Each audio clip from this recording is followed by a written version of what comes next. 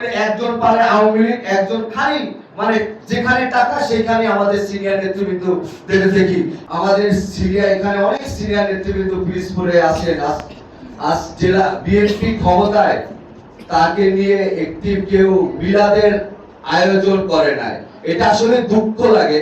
কিন্তু 5ই আগস্টের পরে যারা যারা আপনারা এখন যারা কোটিপতি হওয়ার চিন্তা করছেন, যারা অফিস আদালতে দৌড়াচ্ছেন, যারা কোটিপতি হবেন, কিন্তু তাদেরকে কিন্তু এই জেলা বিএনপিকে কাজী নুরুজ্জামান বাবুল কিন্তু বিএনপি করা শিখিয়েছে। কিন্তু আমাদের সাথে দুঃখের সাথে বলতে হয় কাজী নুরুজ্জামান বাবুল মামার জন্য কেউ একটি মিলাদের আয়োজন করেননি।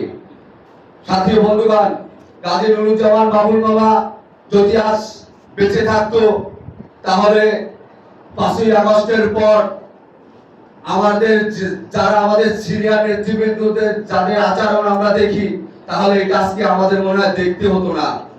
একটি মানুষের আজকে আমি 10 কোটি টাকার মালিক হয়েছি, সেই 10 কোটি টাকা কি আমি আজকে কবর যদি মারা যায় আমি কি কবরে নিয়ে যাব?